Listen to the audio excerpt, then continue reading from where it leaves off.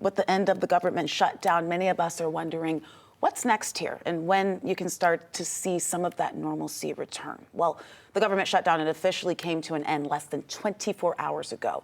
We know that the shutdown lasted 43 days, the longest in the history of the U.S.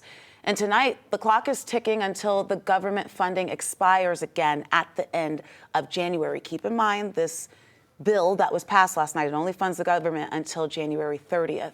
But the shutdown, it drastically shifted life for millions of people in our country, including a lot of people right here in Georgia, from those relying on SNAP to federal workers. Marissa Sarback is joining us now from the newsroom. Marissa, you are hearing from some of those federal workers, and they've gone for weeks now without pay. So what's the feeling among some of them right now? It is exactly what you were just talking about, Faith. One of the federal employees I spoke with is the president of the local AFGE union. She works at the CDC, and she says employees want to feel relief that paychecks will soon be on the way, but they actually just feel concerned that this could happen again at the next federal funding deadline at the end of January. The National Active and Retired Federal Employees Association says government workers are expected to start getting paychecks over the course of the next week, and then full back pay stretching back to October 1st will come on a rolling basis starting Sunday for the majority of them.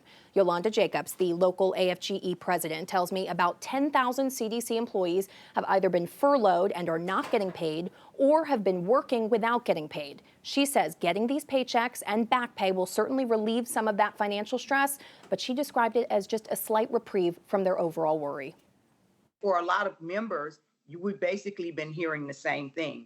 And for some of them, they basically walked back into the anxiety that was there before they left, the turmoil that was there, the chaos that was there, the confusion, not knowing from one day to the next what to expect, having so much of their work delayed or just period brought to an abrupt stop.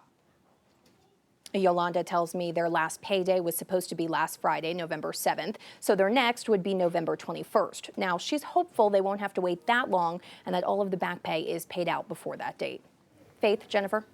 And Marissa, we know that Yolanda's story resonates with so many people right now, all trying to figure out how they are going to survive this. Thankfully, we do know it's over and things will start to get back to normal. Marissa, thank you so much for bringing that to us. Thank you.